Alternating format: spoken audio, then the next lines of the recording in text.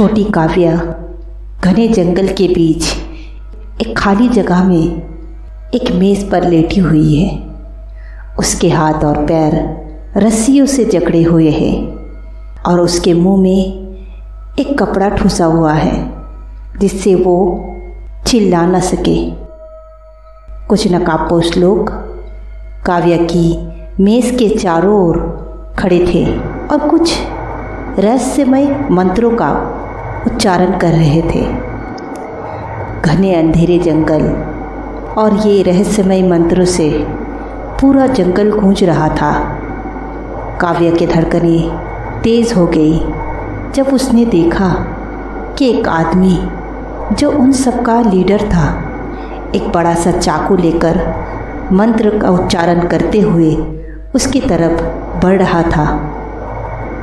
अचानक काव्या के पिताजी वहाँ आ गए और उन्होंने अपनी पूरी ताकत से उस आदमी को धक्का दिया और वो आदमी ज़मीन में गिर गया। लेकिन इतने में उसके साथियों ने काव्या के पिता को पकड़ लिया और वो सब मिलकर उन्हें मारने लगे। इतने में उनके लीडर वही चाकू लेके काव्या के पिता के ऊपर हमला करने जाता है। ये देख के काव्या की आंखें घबराकर खुल गई। वो बिस्तर पर लेटी हुई थी। उसके पूरे शरीर से पसीना बहने लगा।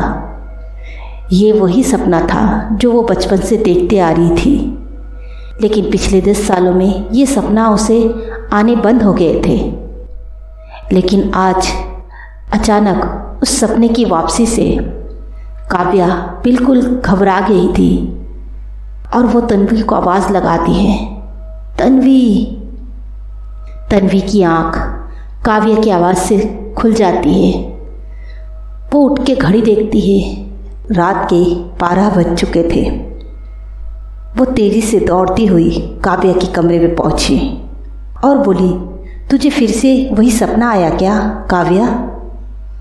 काव्या ने अपने चेहरे से पसीना पोंछते हुए कहा, हाँ वही सपना। तन्वी उसे कहती है, लेकिन ये सपना तो तुझे आने बंद हो गए थे ना? काव्या कहती है, हाँ पता नहीं आज फिर क्यों मुझे ये सपना आया। तन्वी कहती है, क्या तूने अपनी दवा ली थी?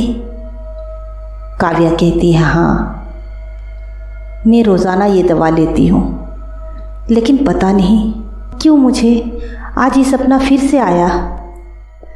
तन्वी कहती है, घबरा मत, मैं तेरे साथ हूँ।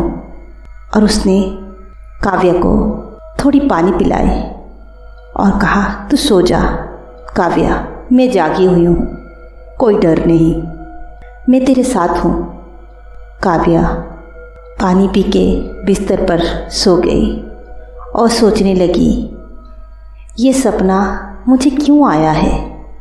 वो सारे लोग ऐसे क्यों मंत्र पढ़ रहे थे? और पापा, उसके बाद पापा को क्या हुआ था उस दिन?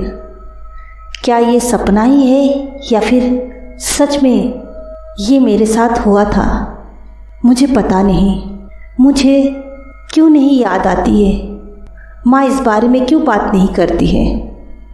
मुझे अगर इस सपने से छुटकारा चाहिए तो मुझे इस बात की गहराई में जाना पड़ेगा। क्या हुआ था उस दिन मुझे पता लगाना पड़ेगा। और वो ठान लेती है इस रात से उसे हमेशा के लिए पर्दा उठाना ही है। वो चंद्रपुरम से जाने से पहले अपनी इस काला सच को जानकर ही जाना चाहती है।